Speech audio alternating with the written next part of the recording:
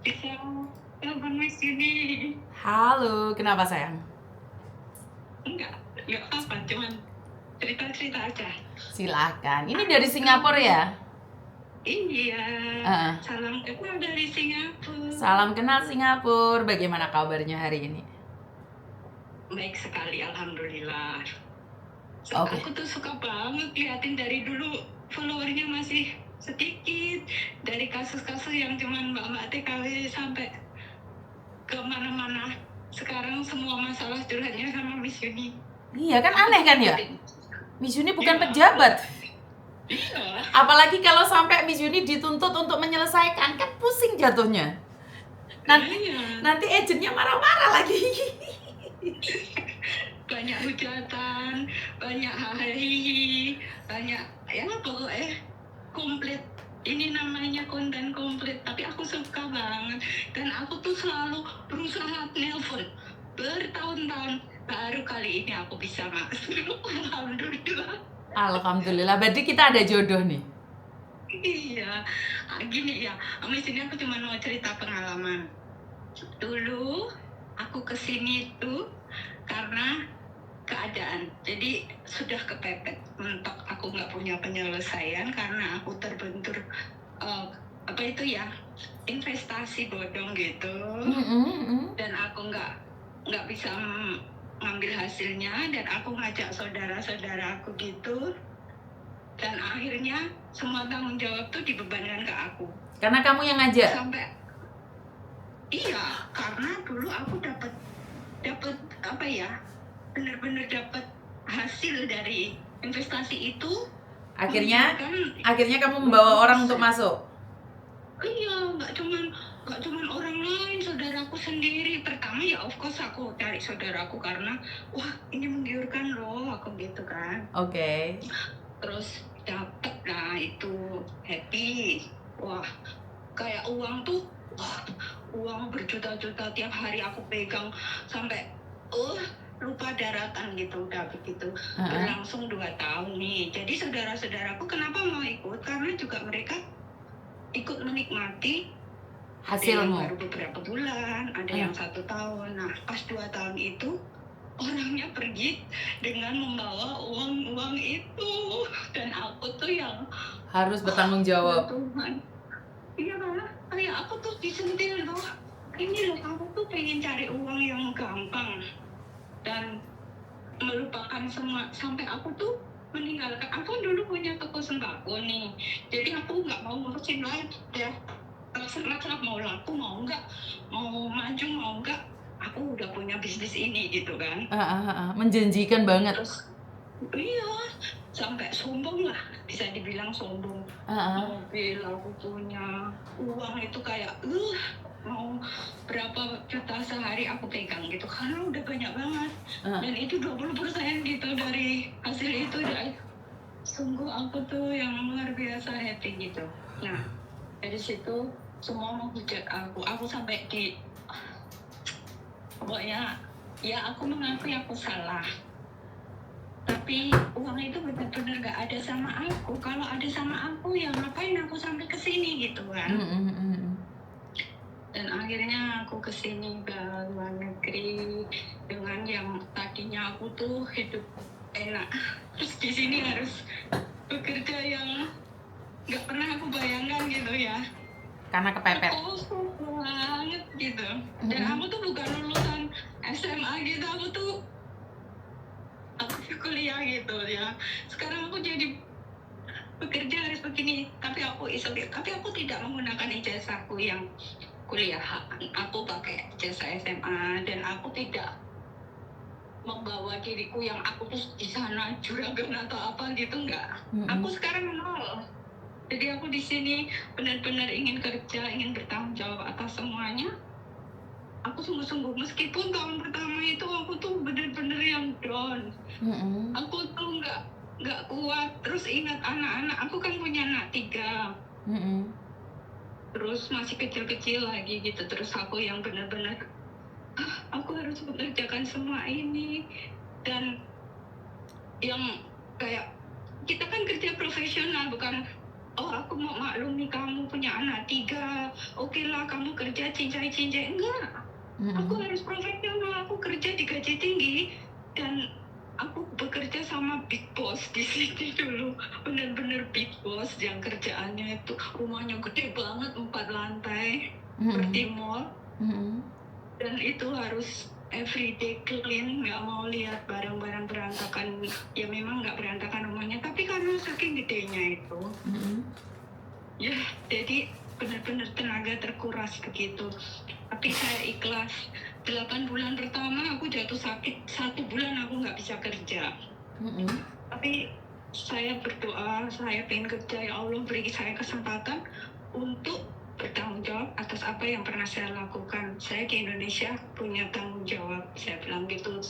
Tiap hari berdoa begitu, dan partner saya dua TC ya. Jadi partnerku itu anak Filipina, dan alhamdulillah justru dia tuh baik banget. Agama kita yang beda, tapi dia semangatin aku terus. Dia bilang, nggak apa-apa kamu sakit, aku kerjain.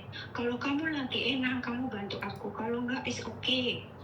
Wah, itu nggak akan aku lupakan. Cuman aku nggak ada kontak lagi sama dia, lost kontak. Jadi aku 1 bulan full nggak kerja. Dan aku bilang sama bos, kamu juga nggak enak ya Miss, karena ikut orang gitu, makan, tidur gitu. Terus aku bilang, bos maaf, aku bukan dibuat-buat, aku benar-benar iya aku tahu, karena tiap 1 minggu sekali kan harus kontrol juga. Gak apa-apa, tapi kita tunggu 1 bulan. Kalau kamu masih bisa bertahan, kamu boleh lanjut kerja. Kalau kamu pulang nggak bisa kerja, ya nanti kita pikirkan. Tapi saya nggak mau menyerah, aku harus sehat, aku harus bisa. Terus akhirnya 1 bulan full aku sembuh, aku semangat lagi kerja. Aku balas kebaikan temanku, sekarang kamu kerja cincin, aku yang kerja keras, saya bilang gitu kan. Terus 3 tahun di situ, rumah gede, aku nggak ada off day kan. Terus aku minta, terus 2 tahun sama Filipina itu kan finish, dia pulang karena mau merit. Terus ada anak Indonesia ex Hong Kong, ex Hong Kong kerja sama aku. Baik sih, dia kerja keras juga. Cuman karena di Hong Kong dia libur Sabtu Minggu, dan di sini nggak ada off day, dia itu bujuk-bujuk aku. Kak, kamu kan yang senior, kamu mintalah off day 1 bulan sekali gantian sama aku. Nah, aku beranikan diri minta. Malah kita dua-duanya disuruh pulang, tapi dengan baik-baik, dikasih bonus juga. Orangnya baik, nggak pernah komplain 3 tahun itu aku di situ. Jadi akhirnya aku pindah dan dapat majikan yang kebalikannya. Rumah kecil, kerjaan banyak, dan nggak ada bonus, nggak ada apa-apa. Wah, terpukul itu di situ kan. Aku menyesal terus. Berat kerjaannya, cerewet lagi. Terus aku bertahan sampai finish. Aku nggak finish kan. Terus finish 2 tahun. 2 tahun finish, aku ganti lagi nih. Ulang dulu, aku ganti. Dapat majikan, wawancara oke, baik. Pas aku masuk rumahnya itu sudah berbeda. Dan 1 minggu aku di situ, aku udah komplain sama agent. Aku mau ganti. Agent bilang, kamu baru 1 minggu, kenapa udah nggak tahan? Ya karena aku memang nggak bisa, bener-bener nggak bisa sama bos ini. Semua baik, cuman yang nggak baik sama aku. Kayak pegang anak pun, dia itu yang nggak suka cara mendidiknya yang beda. Aku ikutin dia juga, dia nggak happy. Ya udah toh, daripada tiap hari ada crash, saya bilang mau pindah. Si agent bilang 1 minggu lagi. Oke, aku turutin 1 minggu lagi. Malah pas 2 minggu itu dia nanya sebelum agent datang, gimana kamu? Enggak, aku tetap mau pindah. Aku mau dicekek sama dia itu. Aku sudah dimundurin, nempel tembok. Tangannya udah beberapa senti dari leher aku. Wah, aku yang ketakutan itu tuh. Pas di waktu yang tepat, agentku nelpon, dan dia langsung gemeteran gitu, sambil gemeteran tangannya itu dia angkat agentku, terus bilang, balikin itu anak dari PT aku, dari agent aku, balikin ke aku. Oh ya, terus dia kan, pergi kamu dari sini, kata dia. Terus aku langsung kayak terlepas dari marah bahaya gitu. Aku ceket-ceket masih barang aku pergi ke agent. Nah sekarang aku dapat yang ini. Ya aku bukan berkata ini baik sekali, bos aku bukan biasa. Semua majikan ternyata aku pikir ya sama. Yang penting gimana kita memberi servis, kita menjalankan kewajiban dan kita mendapat hak kita. Jadi aku gitu aja. Dan aku di majikan ini 8 tahun, orangnya baik.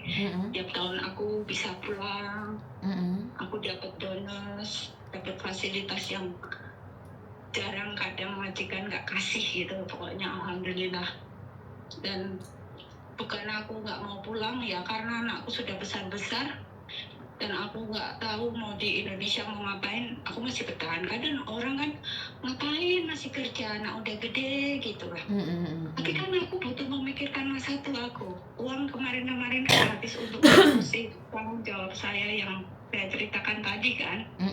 Jadi sekarang saya mau fokus untuk masa tua saya. Dan saya tuh sering dengerin apa ini curhatan gitu kadang.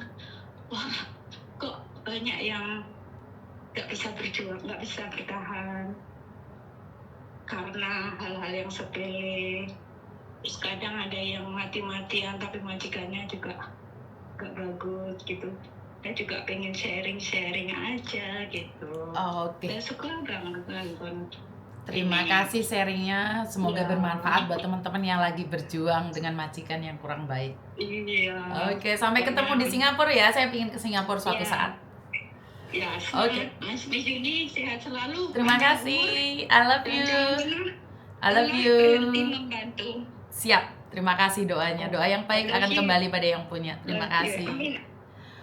Terima kasih teman-teman, karena gini, pengalaman seseorang sebenarnya itu menjadi cerminan buat kita. Jangan sampai kita mudah putus asa, karena kesuksesan itu tidak bisa kita gapai saat kita terburu-buru, kita belum berpengalaman. Seperti yang saya selalu katakan bahwa jika kamu seorang ayam atau kamu seorang bebek, jangan mengharapkan berkicau dan terbang seperti burung.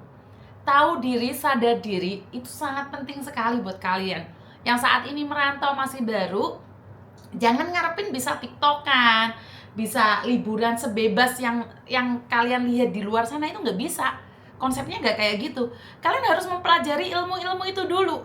Kalau kalian gegabah, kalian tidak akan mendapatkan apapun. Karena semuanya butuh proses. Sebentar ya. Halo. Iya sayang.